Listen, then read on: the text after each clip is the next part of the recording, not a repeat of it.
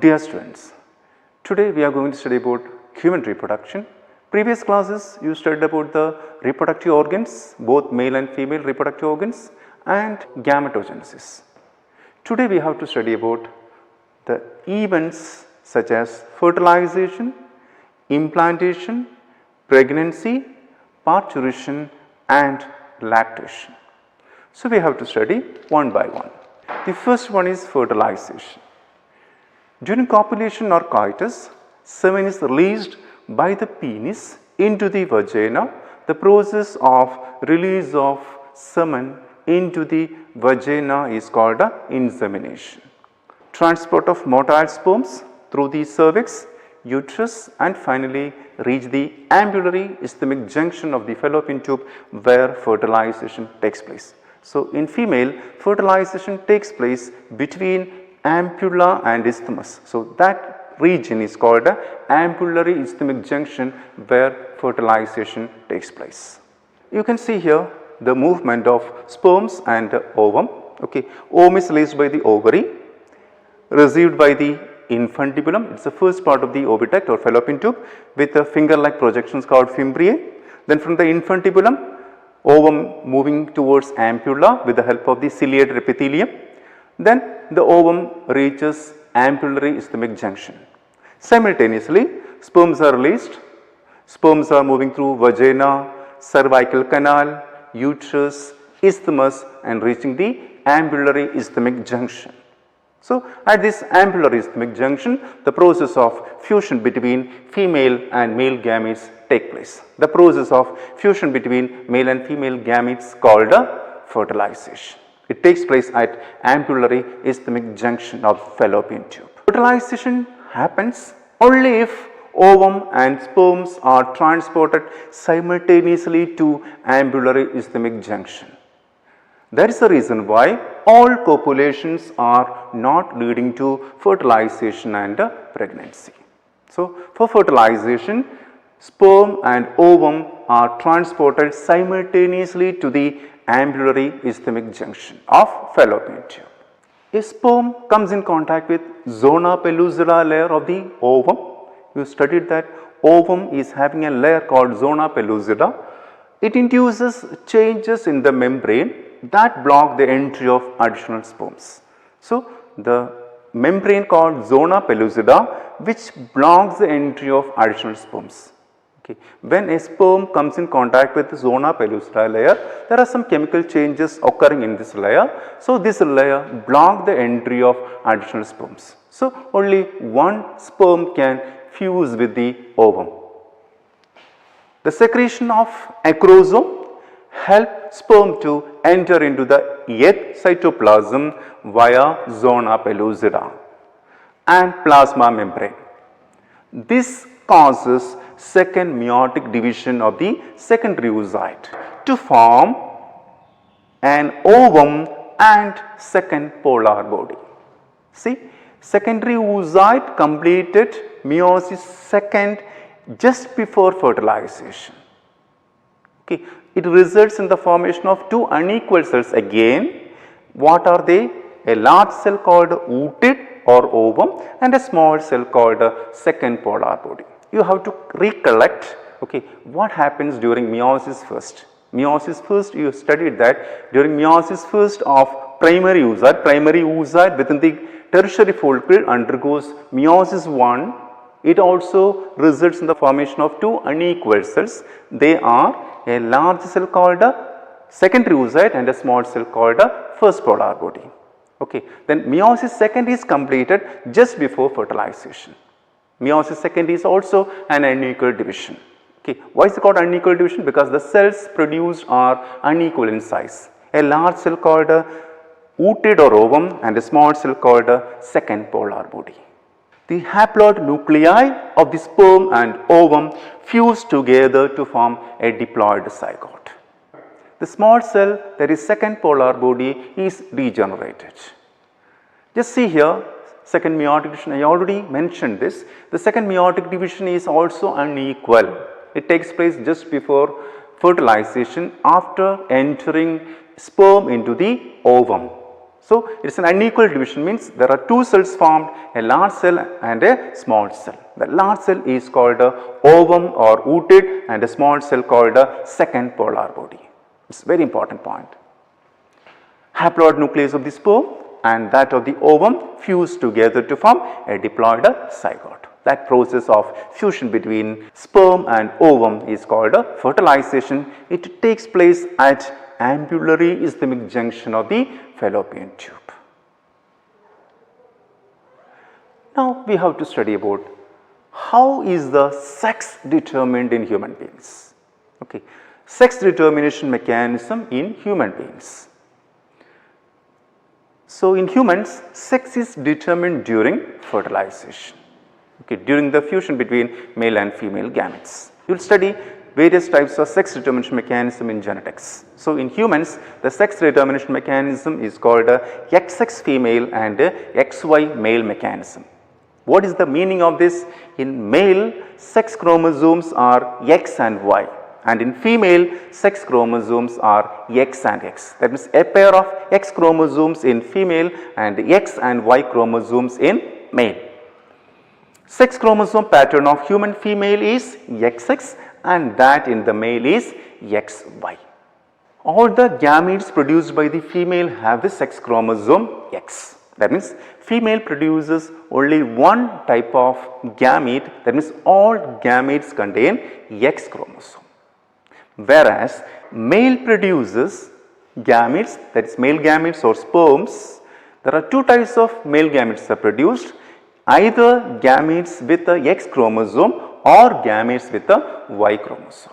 So, the sex of the child is determined by father, because father is producing two different types of gametes. Okay, gametes with X chromosome and gametes with a Y chromosome. More details you will study in genetics. After the fusion of male and female gametes, the zygote will carry either XX or XY. That means during the fusion between male and female gametes, female are producing the gamete with the X chromosome, whereas males are producing gametes with either X or Y. So, the zygote will contain either XX or XY. The zygote carrying XX chromosome, that zygote develop into a female baby, and the zygote with the XY chromosome that develop into a male baby. Okay, that means male's chromosomes XY and female chromosome XX, sex chromosomes, XX in female, XY in male. Next one is implantation. Okay. After the fusion between male and female gametes, a zygote is formed. The mitotic division of zygote starts as the zygote moves through the isthmus towards the uterus. Here the mitotic division can also be called a cleavage. Here the cell zygote divides into 2 cells into 4 cells into 8 cells into 16, like that. So, here the daughter cells are called blastomeres. The daughter cells which are produced by the mitotic division of the zygote called blastomeres. The embryo with 8 to 16 blastomeres is called morula. Later, morula continues to divide and transform into blastocyst. Okay, so various stages in the development of embryo. The main stages, one is morula, other one is blastocyst. Okay, morula is 8 to 16 blastomeres, then blastocyst is 64 cell stage. You can see here fertilization. After fertilization, zygote is formed. Zygote undergo cleavage, that means mitotic divisions to form 2 celled, 4 celled, 8 celled, 16 celled. That means 8 to 16 blastomeres. Embryo with 8 to 16 blastomeres is called a morula. Then morula transform into blastocyst. Then what is blastocyst? Blastocyst is the stage in the development of embryo. It consists of an outer layer called a trophoblast. Okay, the outer layer of blastocyst is called a trophoblast, and a group of cells attached to this trophoblast is called a inner cell mass. So, mainly a blastocyst consists of two parts, an outer layer of cells called a trophoblast and a group of cells attached to this trophoblast called a inner cell mass. The trophoblast layer then gets attached to the endometrium. and the inner cell mass gets differentiated as the embryo. So, trophoblast attached to the endometrium and the inner cell mass is differentiated into the embryo. After the attachment of blastocyst into the endometrium, the uterine cells divide rapidly and covers the blastocyst. As a result, the blastocyst becomes embedded in the endometrium of the uterus. The process of attachment of blastocyst into the endometrium is called implantation. That leads to pregnancy. Okay, the attachment of blastocyst into the endometrium is called implantation. That implantation leads to pregnancy. You can see here blastocyst is attached to the endometrium. That process is called implantation. Immediately after implantation, the inner cell mass that later develop into embryo differentiate into an outer layer called ectoderm and an inner layer called endoderm. Then later there is a layer which is formed in between ectoderm and endoderm, that is called mesoderm. So, the embryo is developing 3 layers. They are outer layer called ectoderm, middle layer called mesoderm and inner layer called endoderm. These 3 layers give rise to all tissues and organs in human beings. The inner cell mass contains certain cells called stem cells which have the potency to give rise to all the tissues and organs. So, stem cells are the cells which have the ability to give rise to all the tissues and organs present in the embryo.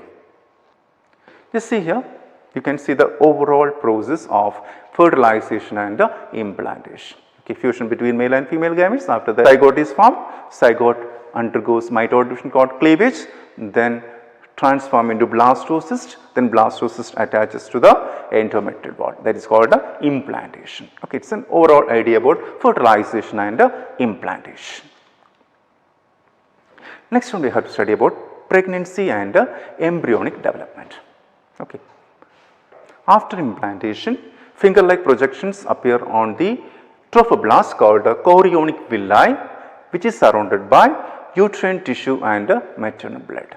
So, the finger-like projections produced by the trophoblast called chorionic villi. Chorionic villi is surrounded by the uterine tissue and maternal blood.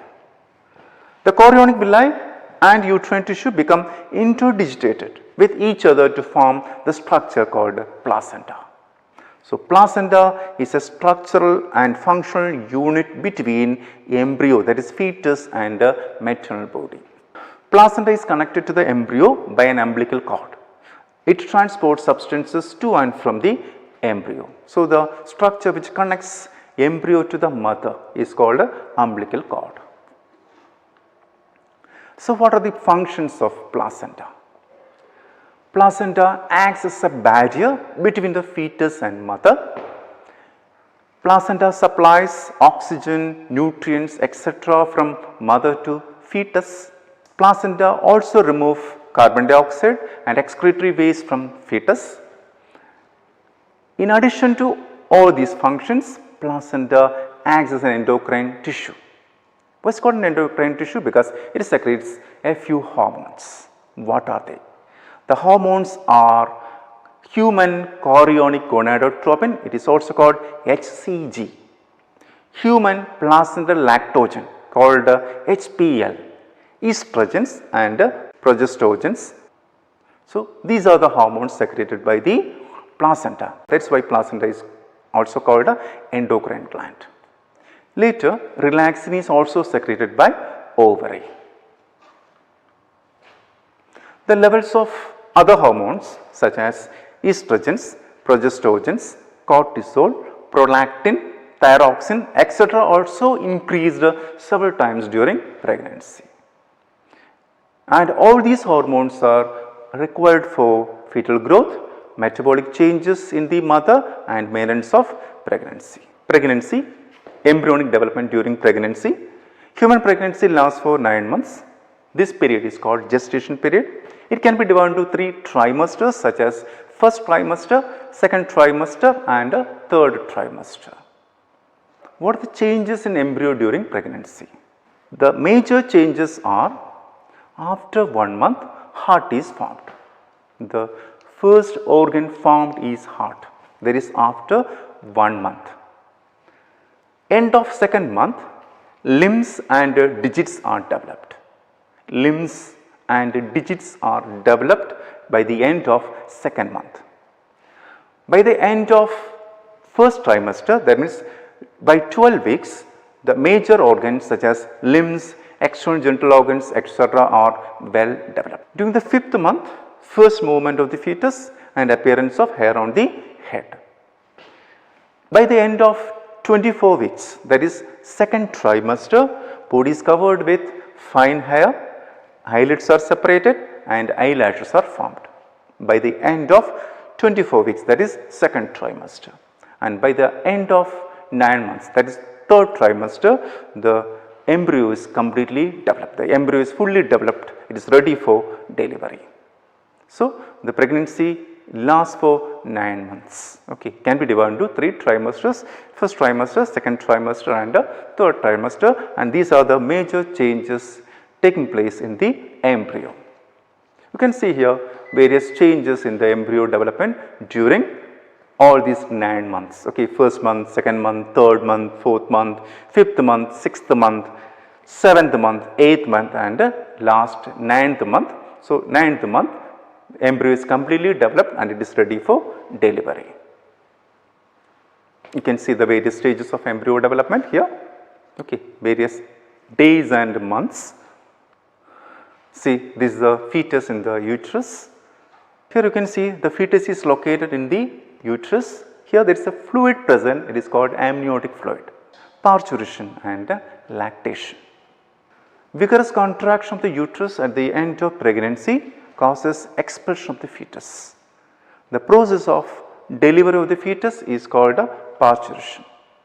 After the development of the fetus, fetus is expelled out of the uterus. The process of expulsion of fetus from the uterus is known as parturition. That means the delivery of the baby is called parturition.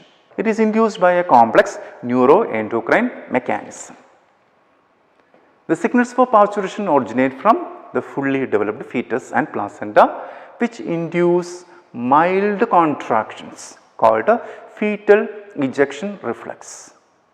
The fully developed fetus and placenta induce mild contractions called fetal ejection reflex.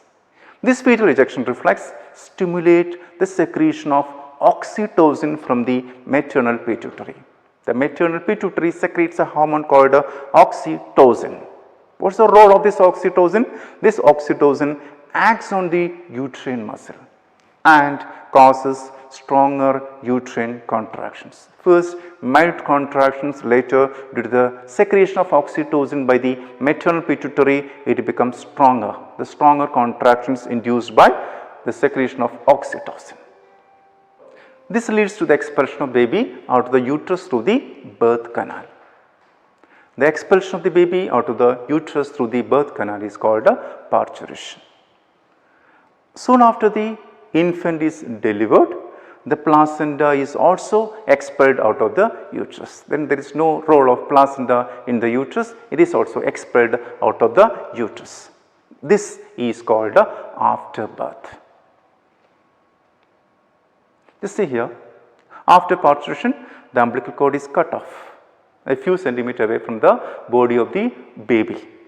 The placenta and remnants of umbilical cord are expelled from the maternal body after parturition. It is called afterbirth. The last one is lactation. Lactation is the production of milk by the mammary glands towards the end of pregnancy. The mammary glands produce milk towards the end of pregnancy by the process called lactation. The milk which is secreted during the initial few days of lactation is called colostrum. The milk which is secreted during initial few days of lactation called colostrum. It is a yellow colored fluid. Colostrum contains several antibodies essential to develop resistance for the newborn babies. So, today we have studied about fertilization, implantation, pregnancy, parturition and lactation. So, that is the end of human reproduction. Thank you.